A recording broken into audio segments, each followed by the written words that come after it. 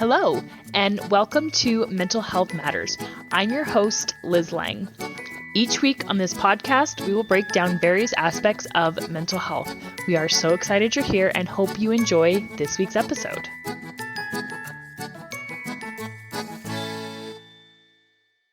Hey guys, Liz Lang here with Jeremiah and Selina Woodruff from Core Connection. And this week we are continuing on with The Anxious Generation by Jonathan Haidt. And before we dive into our parenting moment, I want to do something I forgot to do last week, and that is add in a disclaimer. So we left off last week discussing how social media affects girls, and then today we're going to jump into how it affects boys.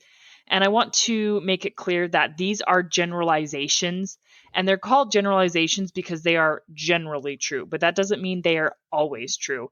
So these are trends that Jonathan Haidt noticed that are happening more with girls.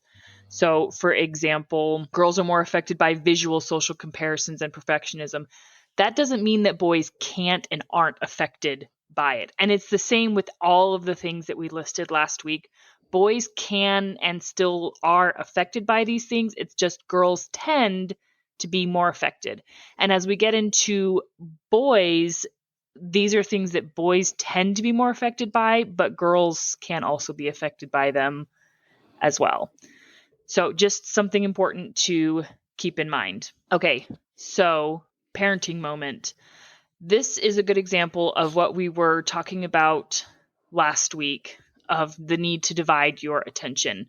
And it's also a good reminder to take the time to truly connect with your kids. Okay, so our two older girls spent a week with their grandma and stepdad, which I mean is fantastic. They loved it. We loved it. It was a great thing.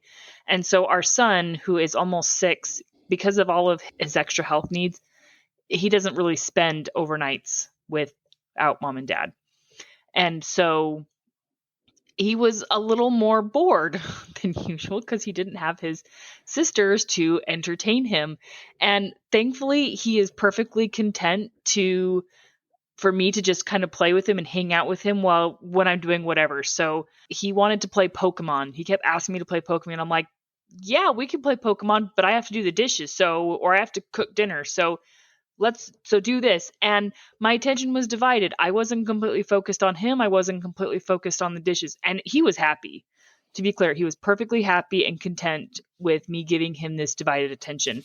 But it just made me think of, it is so important to take time to truly connect with your kids and to, put whatever chores or whatever things you have going on. And not that you always have to do that, right? I mean, like, obviously I'm not going to just neglect dinner because my kids need me, right? Because my kids, well, they also need dinner. Again, it's finding that balance and, learning to divide your attention, because it is an important skill that we're all going to have to develop and we're all going to utilize at some point in our life. But don't forget to take time to truly connect with people. Love it. Because we focus so much like on our phones being a distraction, but there's also other things in our life that can be a distraction from that connection too. Yeah. And we're all busy, and it's good to be busy. We all have jobs, or, we all have, I mean, from my perspective, I always have laundry to do. I always have something that I could be doing at home. And obviously I don't need to just neglect those tasks, but my kids are important too. Okay. So on to what is happening to boys. So he starts with discussing this decline in real world engagement. And then he also goes into how safetyism hit boys more than it hit girls, because boys tend to, as he quotes, engage in more rough and tumble and more risky play. And I thought that might be a good place to start, is this idea that rough and tumble play, roughhousing with boys, is actually good for them. That's actually healthy for boys to engage in that. And it actually comes from just kind of their development. So yeah, fathers roughhousing with their boys or roughhousing with each other is actually a really positive thing. And I will say there's always an exception to every rule. My son being a really good example, he doesn't get roughhoused very much, if at all, because he has a gastronomy tube. And so it's kind of like a small protrusion in his stomach. So he has a hole directly, so we have direct access to his stomach. So we can literally pump food into his stomach to help maintain his blood sugar and make sure he's getting adequate nutrition. And so that prevents a lot of rough and tumble play, because if you pull on it, it hurts. So, again, every child is different, but I thought that would be a really interesting discussion on what your guys' thoughts are, or maybe your perspective, having raised boys yourself, on rough and tumble play. And does it still apply for girls? Can it still apply for girls? Well, of course it can apply for girls, but the need isn't as significant.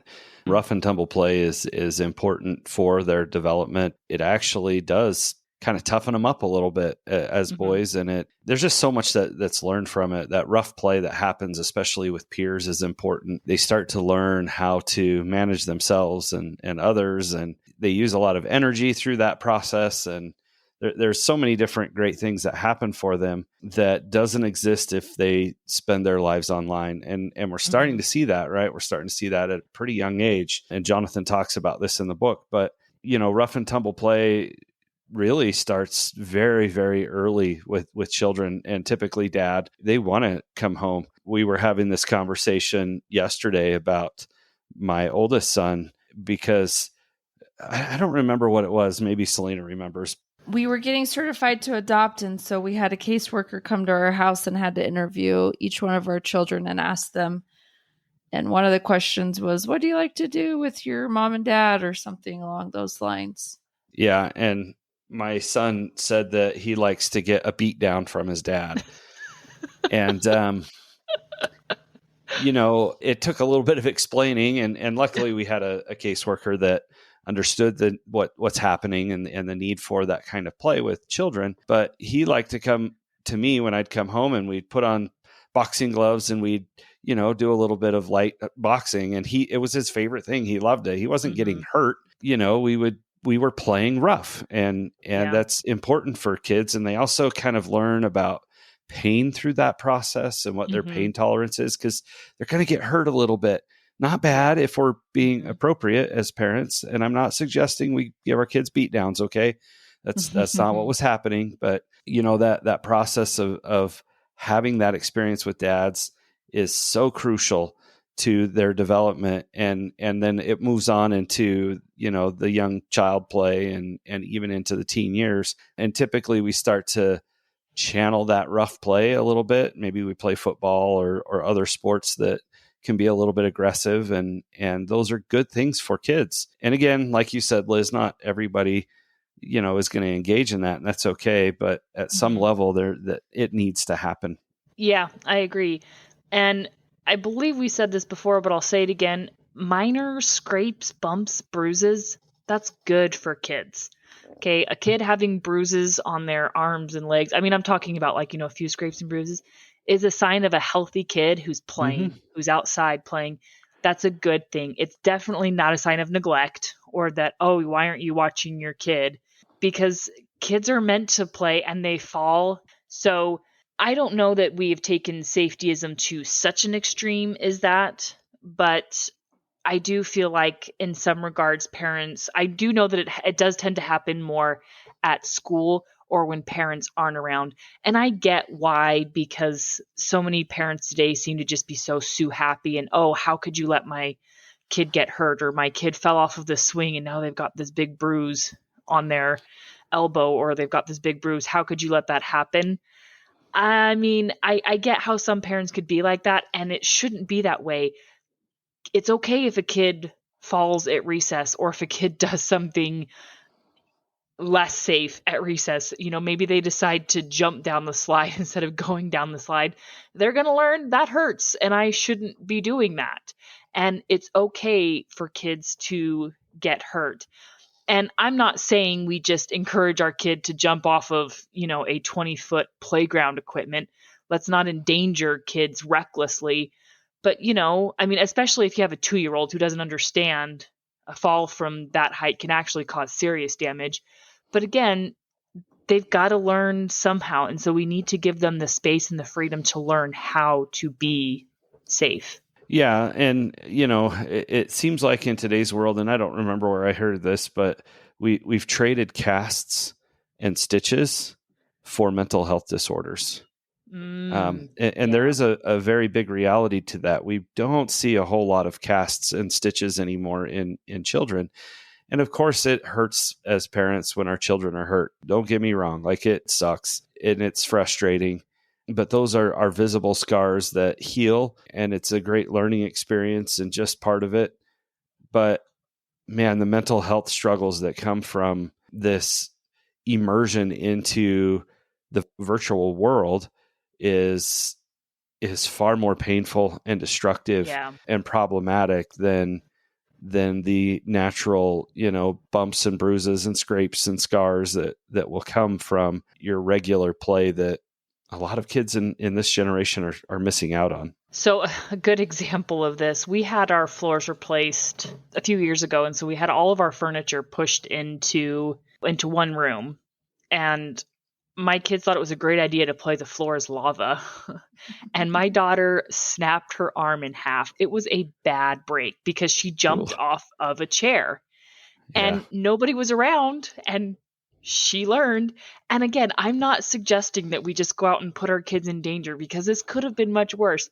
For a long time, I held a lot of guilt. Oh, I should have been watching her, or I should have avoided that. Well, the reality is kids are just going to do things. Like, she was 7 years old at the time, and now she knows. She now fully understands and recognizes the danger of jumping off of a spinning metal bar stool and what can happen. She's not going to make that mistake again in her life, right? And the doctors never once judged me or said, well, how could you do that, right? Like, how could you put your kid in danger? No, the doctors and nurses, they were more concerned about, let's fix this problem, and kids are kids. So, again, let your kid be a kid, and it's okay if they get hurt. And it's not the end of the world if they break a bone or if they have to get stitches.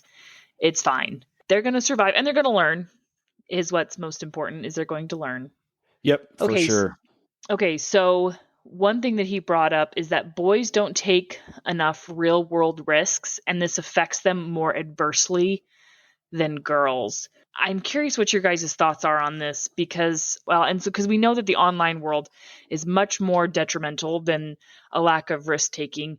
And so I guess I'm just wondering, does it really affect boys more adversely than girls? What are your guys' thoughts on this? I think it's really interesting. This part really fascinates me. I can understand why it would be enticing to boys when we really understand what's happening here, when we understand that you can be anything online. And so if you're struggling and you're insecure and you're having a hard time, and then you can go into the virtual world and you could be, I think of that movie Jumanji, right? They get sucked into the video game, and they're completely different characters than they are in real life. But the reality is that that's true for some people. They can go and they could be anything online, and they don't have to worry about impressing or working out, or if they're rejected, because you're usually not rejected online in those scenarios and situations. I know my older son, when my daughter, she had a boy that was liking her and showing her a lot of attention, and it was bothering her because she didn't feel the same way about him. And my older son was like, do you understand how much courage it took for him to talk to you? And it just really kind of opened my eyes to understanding how hard that really is, and how hard it is for them to put themselves out there and to be rejected. And if you're already struggling mentally or having self-confidence, and then you're rejected by that, and then you can go into these games and you can be like powerful, and you can be so great, or you could be anything. I can see honestly how that's enticing to them, to be sucked into that and to tend to draw towards that or move towards that in the digital world. Yeah, there's an interesting parallel here, and that is that we look at this as boys, moving away from real world risks and moving to the online world, the virtual world, the reality is that those real world risks for the boys feel really big, right? If we think about building relationships, and this is true for boys and girls, building relationships is a high risk, high reward activity. Okay. The risk is that we could be hurt, or we could get turned down from a friendship or something like that. The reward is that we might build a really strong friendship or relationship. And this really starts to ring true when we get into the stage and age of dating and what that looks like, right? Very high risk, very high reward type situation. Well, virtually the risk seems so much smaller. Right. And we feel like, well, if I send this girl who I don't even know this message on this platform, this social media platform, and she declines me, well, it just doesn't feel the same, right? It doesn't feel as risky. Not to mention that she's probably not a she. She could be a 42-year-old lonely man in his mom's basement who's pretending to be a she. And these kinds of things happen, and it's very real. So the greater risk is actually the relationships and the activities that you're engaging in online, but it feels opposite of that for young men, especially. So they don't learn to take those risks. And one of the things that the book doesn't cover that as a professional, it scares me to think about is the AI generated world, right? If boys don't have to take risk and develop relationships, especially with girls, they're not going to create families. And we could get into the religion of this. And I realize there's a lot of controversy in the world about this topic. But when we look at the development of families and the importance of that in our world, we see something super, super critical here. Boys have an incredibly powerful sex drive. Right? Yes. And girls do as well, but it's just different for boys, okay? And it functions in a different way. But one of the driving forces for boys to actually get married and create families is this sex drive. Because for a long time, the only way to fulfill that desire and that need for sexual connection for boys was to get married, right? We have to get married before, because we lived in a society that said, hey, we get married before we have sex. Well, as that's dissipated, now we given boys this option to have sex quite often without any commitment. Right. And so therefore the drive and the desire for marriage, for families, declines. And so we're going to see the same thing in the virtual world. If they can get what they feel like they need through virtual relationships, well, they're going to stop having real relationships. And a virtual relationship could never create a family, could never have children, could never be required for these deep levels of commitment that exist between a husband and wife. And that, for me, is one of the scariest things when it comes to young boys being immersed in technology and having access to AI in a way that is very unhealthy. And it could go all the way through the pornography world, and even to the point now where we're creating robots to have relationships with people. And man, to me, that's such a scary thing. But what's happened is we've taken the risk out of the relationship. And without the risk, we create these problems. That's why we need to participate in risky behaviors, even starting young, where we get hurt, physically hurt, where we start to build friendships and relationships where we could be emotionally hurt. So we learn how to manage and experience those uncomfortable feelings of disappointment, of being hurt, of ending a relationship, a friendship, and then on to romantic relationships and those things that happen. Because if a boy goes and buys a robot, there's no risk. The robot is going to give them everything that they need. And I know this sounds totally bizarre, but I'm telling you, this is happening, and it's a very real thing. There's companies looking to make lots and lots and lots of money with romantic partner robots, and it's crazy to me. And it also speaks to something that we really hit on last week, is this deep need for connection that cannot take place in the digital world. So true connection, human connection that we all need. It's not just, something that feels good and that we want and that we hope for. It is a physiological need to connect with people. That can't happen with robots. That can't happen with AI. That can't happen in the online world. No matter what you do, no matter how you try to create it, it's just not the same.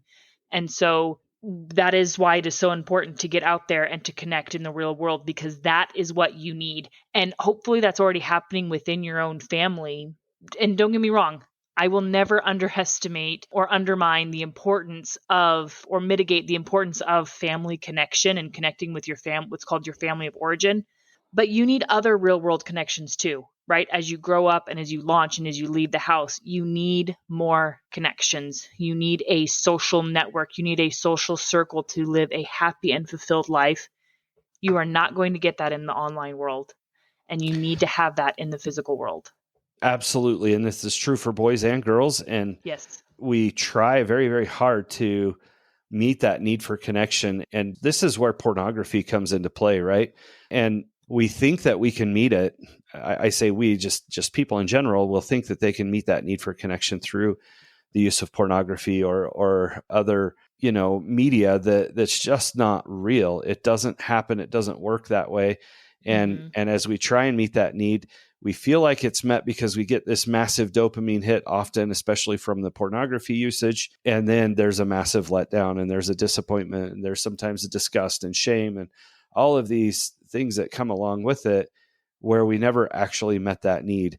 And when we look at pornography usage in boys, we always tend to think that it's about sex, and it's not about sex. Pornography is a problem, but it is not the problem. And as we understand that, as we start to realize what's going on, the problem comes from unmet needs.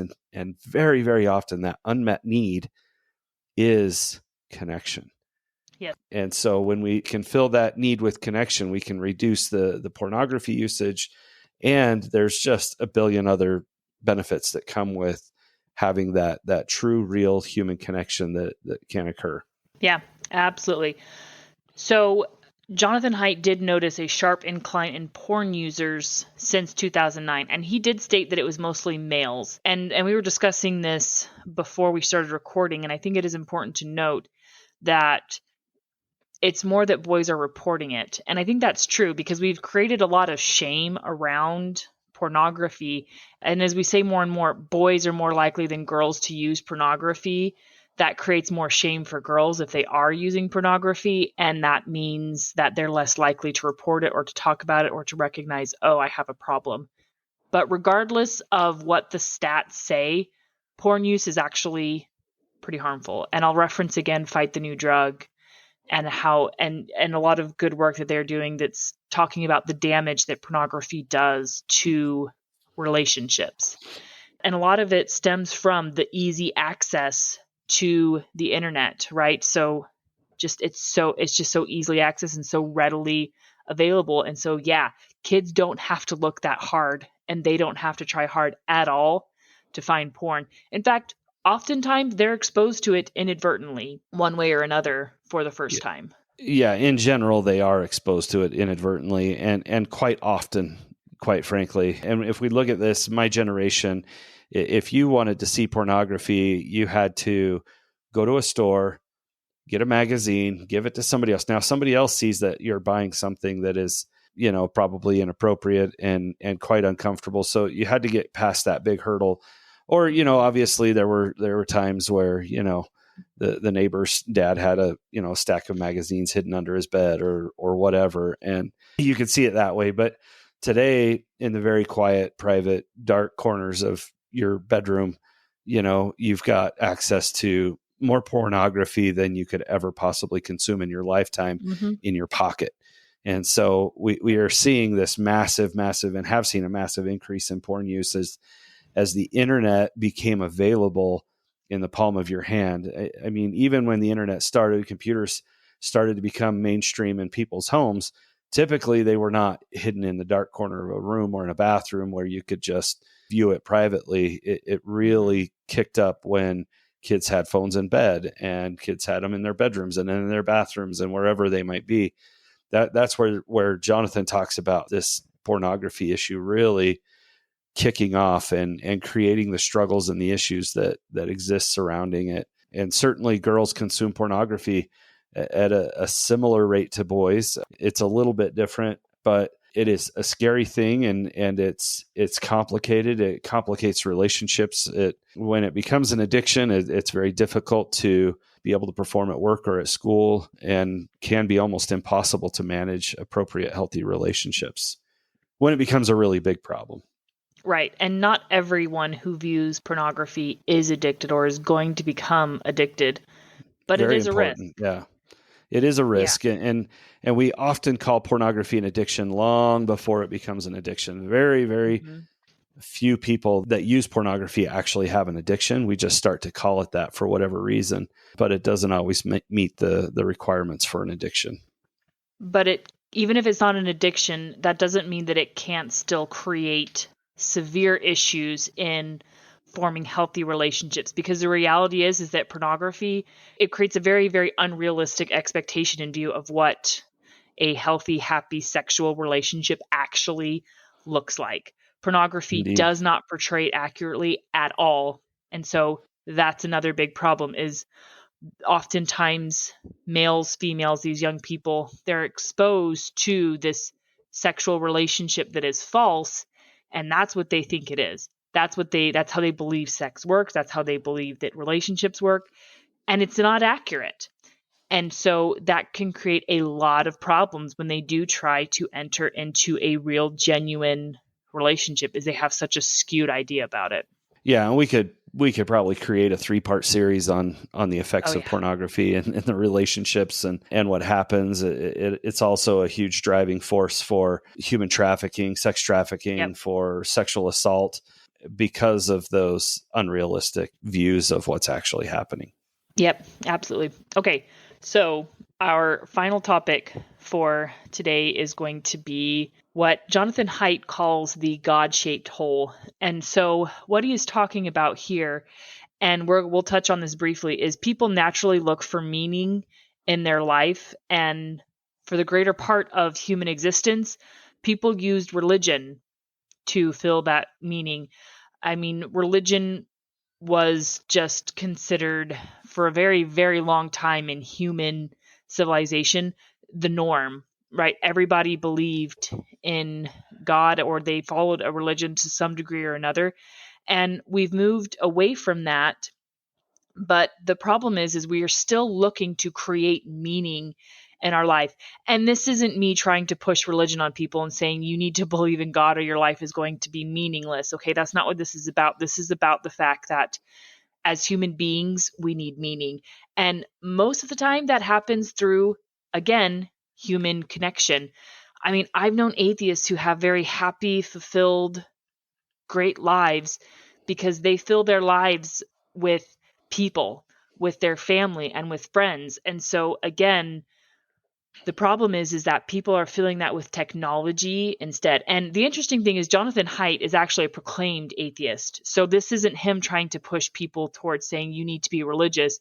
It's just this, what he has found, and this trend that he has noticed, is that people need to have a meaningful life. And sometimes you can do that through a career. There's many careers that are fulfilling for people, and they get a lot of fulfillment from their career. And that's okay too. But the point is technology is not a good way to fill your life with meaning, because it's just not meaningful. Yeah, I think this is an interesting subject. I think that this move away from religion and this idea of anti-God and anti-relationship with God is definitely been problematic. And we can, again, here's another topic we could spend weeks and weeks discussing, the effects on society and what's happened with humans as we move more into this technology-based world and away from these other things. But religion gives you a sense of community, a sense of belonging, a sense of who you are as a person. Actually, religion is really what has driven morals and values and standards. And as we move away from that, where do we derive our morals from? Because somebody decided this was good or that was good. It is so problematic compared to deriving morals from a basis of religion, that there is a higher power that has an expectation for us to behave and act a certain way. It's so different than just, willy-nilly making decisions about our morals and standards. And I'm not at all suggesting that you can't have morals and standards if you're not part of religion, but that spiritual connection that we have to God or to a higher power can and does influence us significantly when it comes to the development of our morality and that sense of belonging. We're just a part of something. We all have this deep desire to belong. And when we are part of a religious organization, there is a level of belonging there that exists that meets that need for that connection on a spiritual level with others and with our community. When we do our parenting classes, that's a big thing we teach, is having a sense of belonging in a family. So even if you take it down just to your family and you don't have religion a part of that, everyone has a desire and a need to feel like they belong. And so this goes right with it. If you're trying to search and find that belonging, if you're not feeling it in your life, you're going to search and find it out in social media or other people that online. You're going to be searching and looking for that sense of belonging. And the problem is it gives you initial happiness. You find an initial sense of belonging, and it feels really good to find a community or whatever people that you connect with. And that's not necessarily even a bad thing to find. The problem is it cannot and does not replace that real inhuman connection that we still need. And this isn't us just trying to say technology is all bad, because as we know, and as we've said in the past, there's a lot of really great things about technology. My husband works in the tech world. Okay. And so he surrounds his life largely with technology, and it's how he's provided his livelihood. And that's a really good thing. But he has these other real world connections that give him greater meaning.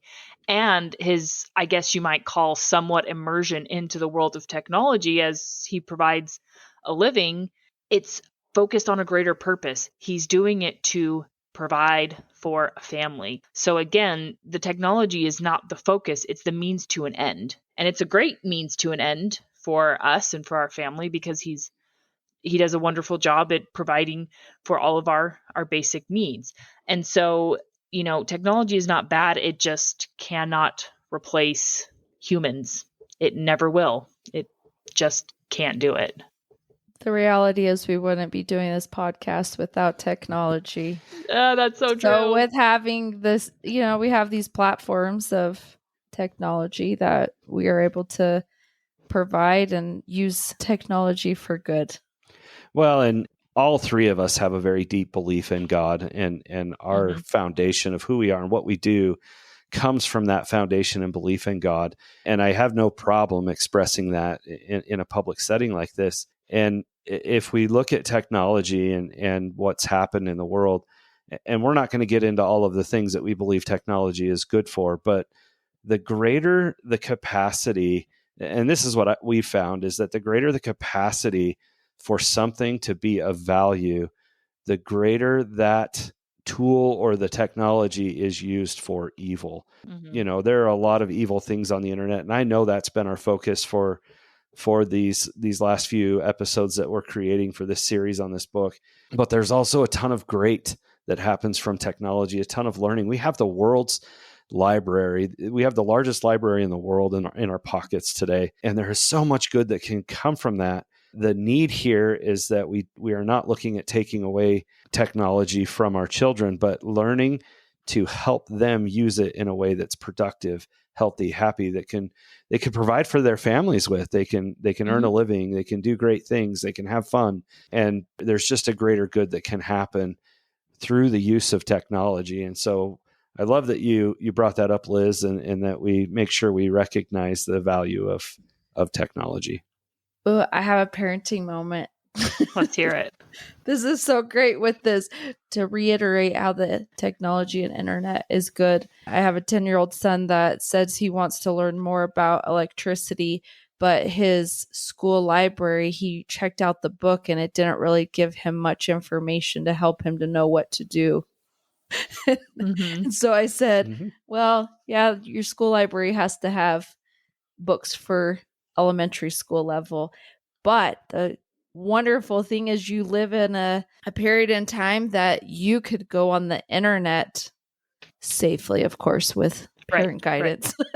Right. Yeah. You can go on the internet and you could learn that. I'm sure there are some appropriate YouTube videos that would be able to teach and help you to learn more beyond the level that your school library can provide for you, because you're beyond that, I realize.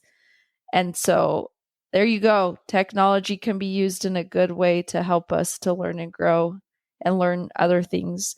And that is such a great way to introduce your kids to the internet. They have a question. You don't know the answer because you don't know the answer to everything. You don't know how electricity flows through things. You don't just have that information readily available in your mind.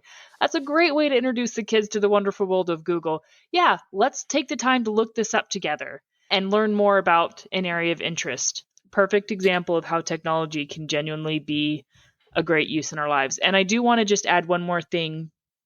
And Jeremiah, I appreciate you talking about the fact that, yes, we all three have a very strong religious belief, and we certainly don't shy away from that, and we are certainly comfortable with that. But I also want to make it known that we are perfectly comfortable with people who don't believe in organized religion or who don't support it or have no interest in it. We are also perfectly comfortable with having discussions and with people having different beliefs than us. So I just want to make that clear, that it's okay if you don't think like us, right? I mean, we want this information and this knowledge is applicable to everybody, regardless of if you're religious or not.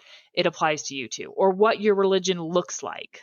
Okay, so that is a wrap for this week's episode. Next week, we are going to jump into part 4 and the final part of the anxious generation, and we will see you all then. Have a question? How about a topic you'd like us to cover? Send us an email at mentalhealthpod21@gmail.com.